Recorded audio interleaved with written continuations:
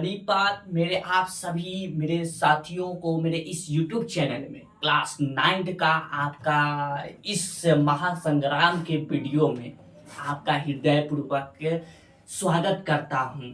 इस हमारे एक साइंस की दुनिया में जाने के लिए आप लोग फिर से इसमें कदम रखे हैं इस YouTube चैनल के लिए, तो आप लोग को हम जरूर लेके जाएंगे उस चैनल में उस ज्ञान में जो विज्ञान की दुनिया कहलाती है। उस विज्ञान की दुनिया में हम और आप सब मिलकर जरूर पहुंचेंगे, जो आप जिस चीज के लिए आप खोजे हैं ज्ञान की अर्जित के लिए। तो इतना तो बात तय है कि आप जो वीडियो खोले हैं वो वीडियो एक कक्षा 9th का है, ठीक, जो कि इस भौतिक विज्ञान का चैप्टर नंबर 2 पढ़ा जा रहा है, जो कि बहुत सारे पाठ को पढ़ते हुए यहाँ तक हम लोग कदम रख चुके हैं। आज हम लोग किसी और के विज्ञान की दुनिया में हम लोग आनंद उठाएंगे, जो कि गति से रिलेटेड है, जिसको हम लोग इंग्लिश में कहते हैं मोशन, ठीक। तो उसको हम पढ़ेंगे और अच्छी तरह से समझेंगे, और जितने भी हम लोग पीछे नहीं मतलब पिछले वाले पाठ में जो भी हम समझे हैं पढ़े हैं उसको एक बार आप लोग रिवाइज जरूर करते रहिएगा। आपका इस टॉपिक को स्टार्ट करते हैं।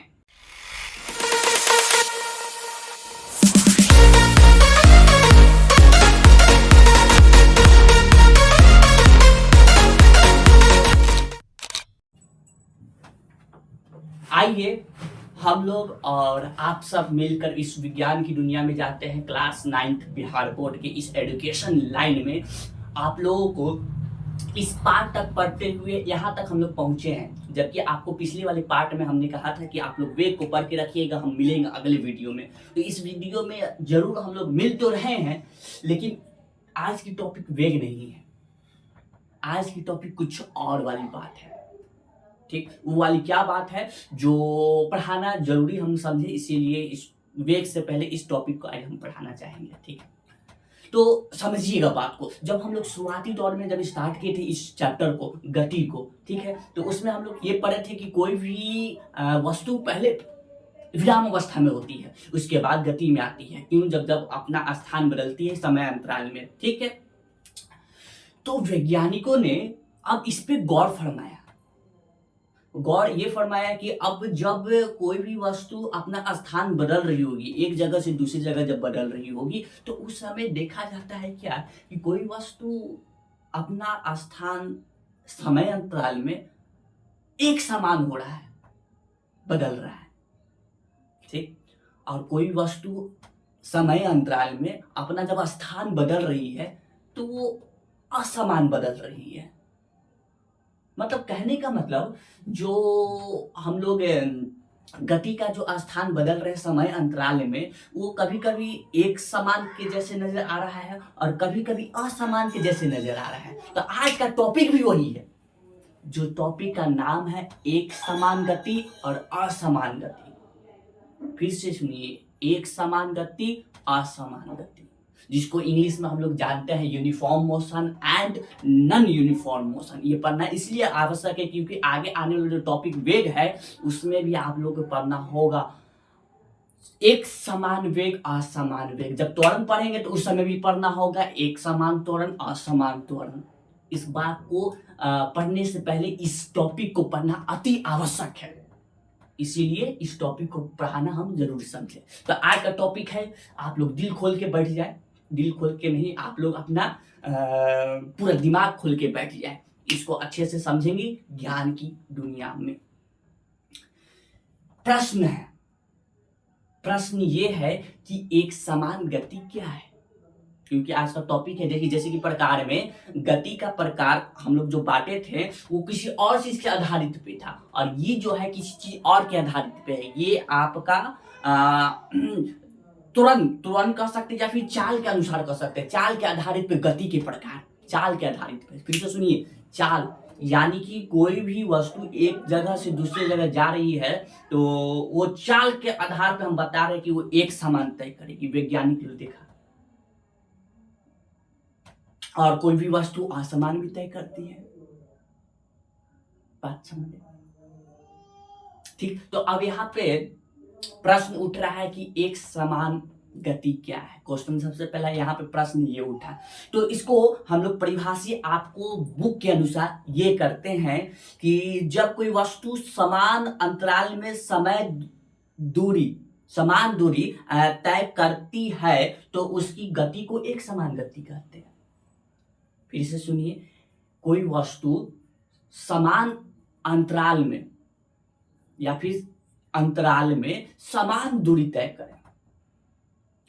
उदाहरण के लिए आपको बैकग्राउंड में आपको एक दिख रहा होगा क्या कि बीच में आपका सन है, सूरज, उसके इर्द गिर्द घूम रहे हैं हमारे ग्रह। ठीक है, आप इस ग्रह को देखिए, आज जरा समझिएगा, इस फीलिंग लीजिएगा इस बात को। क्या आप बता सकते हैं कि एक दिन में कितना घंटा होता है? ठीक है, आप सही उत्तर दे रहे हैं, आपके जो माइंड में चल रहा है वही उत्तर है, बिल्कुल। कितना होता है? तो 24 घंटा। ठीक, यानी कि एक दिन का 24 घंटा। क्या अगले दिन ये ज्यादा घंटा लेता है क्या दिन और रात होने में? तो ऐसी बात नहीं है। अगले दिन जब ये फिर से एक और जब चक्कर लगाएगा तो 12 घंटा का दिन और 12 घंटा का रात, फिर से 24 घंटा ही लेगा। तो ये यहाँ पे इस बैकग्राउंड में आप लोग जो देख रहे हैं कि सन के इर्द गिर्द जो परिक्रमा कर रहा है पृथ्वी, वो समय अंतराल में समान दूरी तय कर रहा है। समय अंतराल में समान दूरी कर रहा है। आप लोग समझिए ना, अगर समान दूरी तय नहीं करता तो एक दिन में 24 होता है, अगले दिन में शायद हो सकते 25 हो जाए, और सुनिए अगले 3 दिन में मान लीजिए 30 हो जाए, तब तक फिर जज्बात बदल जाएगा। फिर जज्बात क्या, थोड़ी दुनिया बदल जाएगा अगर ऐसा बात हो गया तो। ठीक, तो इसमें कहने का मतलब, इसमें जो दूरी तय किया गया है ये दूरी आपका एक समान गति कहलाएगा। तो इसका परिभाषा सीधा साधारण है, सीधा साधारण, कि जब कोई वस्तु समय अंतराल में समान दूरी तय करे, समय अंतराल में समान दूरी तय करे, उसको हम लोग एक समान गति कहते हैं। बात समझे? अब ठीक इसी का विपरीत होता है हमारा असमान गति, ठीक विपरीत। जैसे कि अगर इसी का उदाहरण ले, या फिर छोड़िए इसका एक अलग उदाहरण लेते हैं, आपको मेरे बैकग्राउंड में पीछे एक गाड़ी चलती हुई नजर आ रही होगी। उस गाड़ी को अगर जरा गौर से देखिए तो ये गाड़ी रुक रुक के चल रहा है। अब जरा समझिएगा इस बात को, जो गाड़ी रुक रुक के चले उस समय अंतराल में, मान लीजिए समय अंतराल लेते हैं 1 घंटा, और 1 घंटा में हर एक 10 मिनट में क्या ये समान दूरी तय करेगा? अगर रुक रुक के चल रहा है तो उत्तर है इसका बात नहीं, ऐसा नहीं हो सकता है। अगर इसी गाड़ी को हम भीड़ वाले इलाका में चलाया जाए, भीड़ वाले इलाका में, तो ये गाड़ी जाहिर सी बात है रुक रुक के चलेगा। तो जब बात ये जाहिर सी बात है कि जब रुक रुक के चलेगा तो 1 घंटा में ये बात आप तय कर सकते हैं कि ये एक समान गति से चलेगा? नहीं चलेगा। तो यही तो बात हम भी कर रहे हैं। तो वैज्ञानिकों लोग यही तो चीज देखे थे, कि चाल के अनुसार गति के 2 प्रकार आ रहे हैं। पहला यूनिफॉर्म मोशन, जिसको हिंदी में कहें एक समान गति। दूसरा नॉन यूनिफॉर्म मोशन, जिसको हिंदी में कह रहे हैं असमान गति। ठीक, तो ये गाड़ी रुक रुक के चल रही है तो वो जाहिर सी बात है ये समय अंतराल में ये असमान दूरी तय करेगी, जिसको आपके बुक के अनुसार परिभाषा ये लिखा गया है कि जब कोई वस्तु समान समय अंतराल में असमान दूरी तय करे, यानी कि ये अगर गाड़ी चल रहा है तो हर एक 10 मिनट में, पहला 10 मिनट में मान लीजिए कि 5 किलोमीटर चला, अगला 10 मिनट में 15 चलता है, फिर अगला 10 मिनट में 8 किलोमीटर चलता है।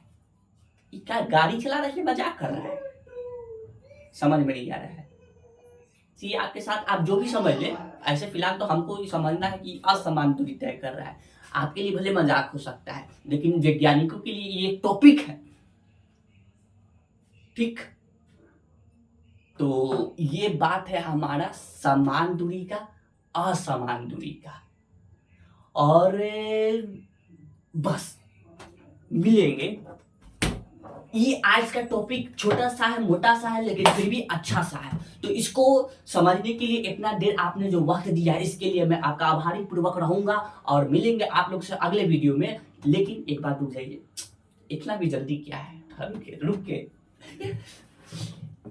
ये कि अभी जो हम लोग पढ़े हैं इसका आगे में थोड़ा ज्यादा चर्चा किया जाएगा। तो आगे की जो बात है वो अब चाल पे निर्भर है। चाल, जैसे कि अभी जान रहे चाल के आधारित प्रकृति को बांटे है ना, तो आगे की जो बात है वो चाल है। चाल के बारे में थोड़ा डिस्कशन करना है, बातचीत करेंगे हम और आप मिलकर। तो उस चाल को समझने के लिए आप जरूर एक बार मैथ वाला चीज देख ले, ठीक, और एक बार विज्ञान वाला चीज देख ले कि चाल क्या है, तो समझने में थोड़ा बेटर अंडरस्टैंडिंग मिलेगा। ठीक है, तब तक इतना समय दे दिया है तो इसके लिए बहुत आभारी है हम आपके। हृदयपूर्वक नमस्कार। मिलेगा अगले वीडियो में, तब तक के लिए जय हिंद, जय भारत।